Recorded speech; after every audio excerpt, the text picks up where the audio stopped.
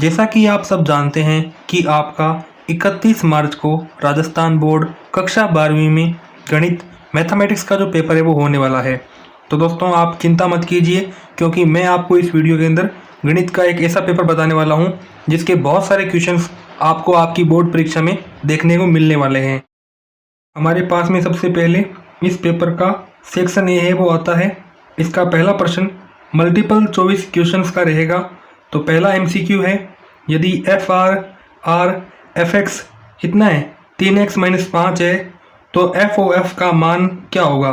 तो बताइए क्या होगा इसका मान। ऑप्शन आपको दे रखे हैं ए 3, बी 5, सी 7, डी 0।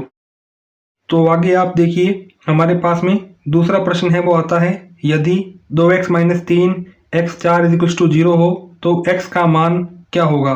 तो बताइए भाई क्या होगा। आपको ऑप्शन यहाँ पे दे रखे हैं। इसी के आगे आप तीसरा प्रश्न देख सकते हैं, यदि y = cos x⁻⁴ हो तो dy/dx का मान क्या होगा। अब आप आगे देखिए चौथा प्रश्न, इसमें आपको समाकलन है वो करना है।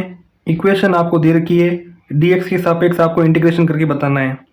पांचवा प्रश्न, समाकलन करना है इस इक्वेशन का, बताना है कि ये किसके इक्वल होगी।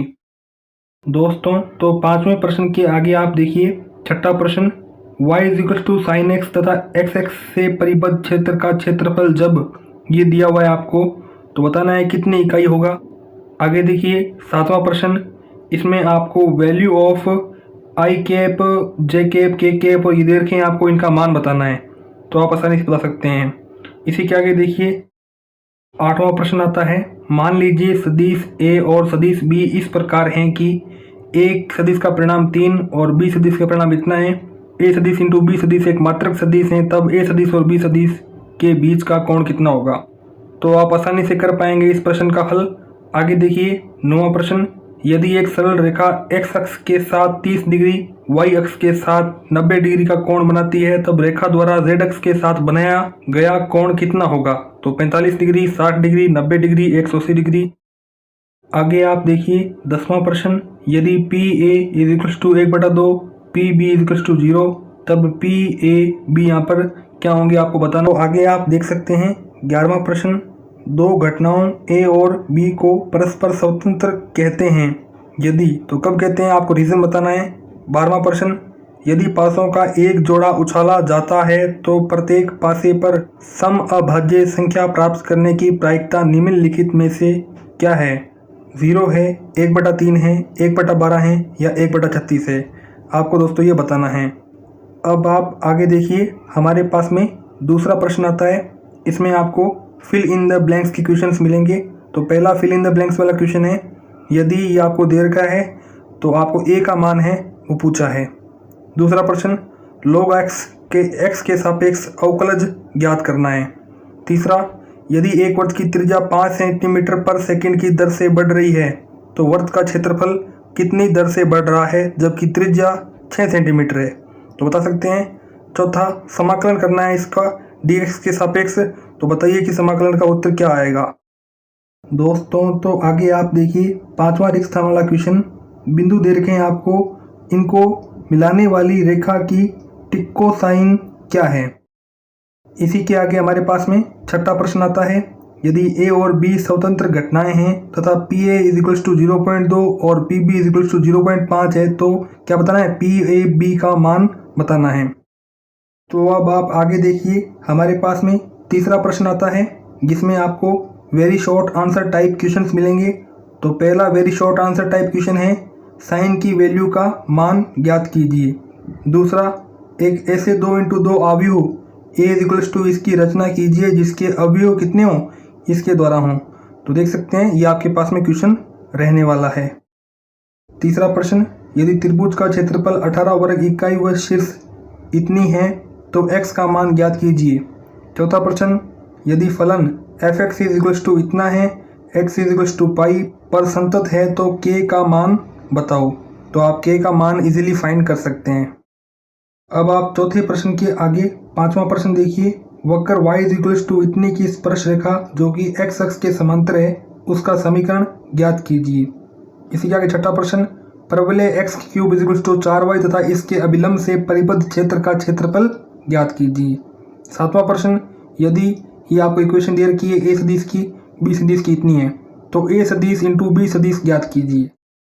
दोस्तों आगे आप देखिए 8वां प्रश्न, दो सदिशों a सदिश तथा b सदिश के परिमाण क्रमशः √3 तथा 2 हैं तो a सदिश इंटू b सदिश = 6 रूट हैं तो a सदिश और b सदिश के बीच का कोण ज्ञात कीजिए। 9वां प्रश्न, एक रेखा अक्षों से समान कोण बनाती है, इसकी दिक्कोज्याएं ज्ञात कीजिए। 10वां क्वेश्चन, यदि कोई रेखा अक्षों के साथ अल्फा बीटा गामा कोण बनाती है तो सिद्ध कीजिए कि sine square alpha plus sine square beta plus sine square gamma = 2। अब आप 10वें प्रश्न के आगे 11वां प्रश्न देखिए, यदि रेखाएं इतनी हैं और इतनी हैं और ये क्या हैं, परस्पर लंबवत हैं तो लैम्डा का मान ज्ञात कीजिए।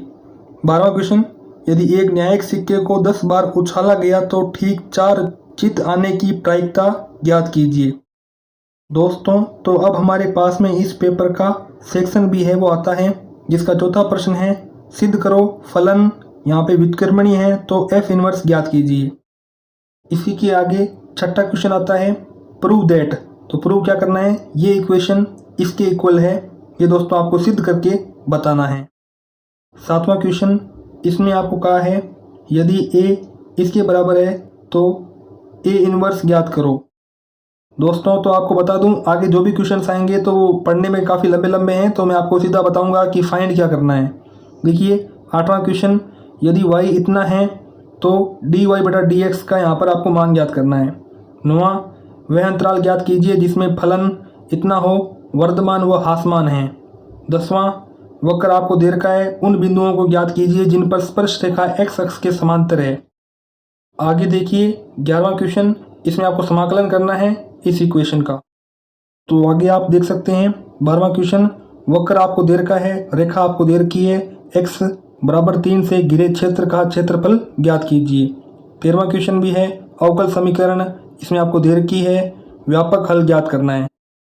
आगे देखिए 14वां क्वेश्चन, यदि a सदिश इतना है, b सदिश इतना है, c सदिश इतना है तो आपको लैम्डा का मान ज्ञात करना है। तो आप आसानी से लैम्डा का मान है वो फाइंड कर सकते हैं। आगे देखिए 15वां क्वेश्चन, इसमें आपको समांतर चतुर्भुज की संलग्न भुजाएं हैं वो दे रखी हैं, समांतर चतुर्भुज का क्षेत्रफल तथा विकर्ण के समांतर मात्रक सदिश ज्ञात करो, यानी कि आपको समांतर मात्रक सदिश है वो ज्ञात करना है विकर्ण का। 16वां क्वेश्चन, एक पांसे को 2 बार उछाला गया है और प्रकट हुई संख्याओं का योग 7 पाया गया है, संख्या 3 के न्यूनतम एक बार प्रकट होने की सप्रतिबंध प्रायिकता ज्ञात कीजिए। आगे देखिए सेक्शन सी 17वां क्वेश्चन, प्रूव दैट कि ये इक्वेशन इसके इक्वल है। आप 17वें प्रश्न के अथवा में भी देखिए आपको क्वेश्चन मिलेगा एक और, ये जो है ना वो π/4 के इक्वल है, ये आपको प्रूव करके बताना है। आगे आप देखिए 18वां क्वेश्चन, यदि ये जो है ना वो इक्वेशन दी गई है तो dy/dx ज्ञात करना है। इसी के अथवा में यदि sin y = इतना है तो सिद्ध करो dy/dx इसके इक्वल होगा। इसी के नीचे आप 19वां प्रश्न देखिए, मान ज्ञात कीजिए, तो आपको समाकलन है वो फाइंड करना है। तो आगे आप देख सकते हैं 20वां प्रश्न आता है, यदि a सदिश b सदिश c सदिश मात्रक सदिश इस प्रकार से हैं तो देख सकते हैं, तो आपको इसका मान ज्ञात करना है। इसी के अथवा में यदि a सदिश इतना है, b सदिश इतना है, a सदिश प्लस b सदिश तथा a सदिश माइनस b सदिश परस्पर लंबवत सदिश हैं तो लैम्डा का मान ज्ञात कीजिए। आगे देखिए हमारे पास में अब इस पेपर का सेक्शन डी खंड द है वो आता है, जिसका 21वां प्रश्न आपको समाकलन का मिलेगा, तो आपको इसका समाकलन ज्ञात करना है। इसी के अथवा में भी आपको समाकलन फाइंड करना है, लिमिट्स आपको दे रखी है और इक्वेशन भी आपको दे रखी है। आगे आप देखिए इस पेपर का 22वां क्वेश्चन, अवकल समीकरण आपको दे रखी है, हल है वो आपको ज्ञात करना है। इसी के अथवा में अवकल समीकरण दी हुई है, जबकि x = 0 और y = 0 का हल ज्ञात कीजिए। दोस्तों तो आगे आप देखिए 23वां क्वेश्चन, इसमें आपको निम्न रैखिक प्रोग्रामन समस्या को आलेखीय विधि द्वारा हल करना है। निम्नतम विरोध दोनों की इक्वेशंस आपको दे रखी है। इसी के अथवा में कहा गया है निम्न रैखिक प्रोग्रामन समस्या को आलेखीय विधि द्वारा हल कीजिए। निम्नतम व्यवरोध दोनों के इक्वेशंस आपको फिर से यहाँ दे रखी है।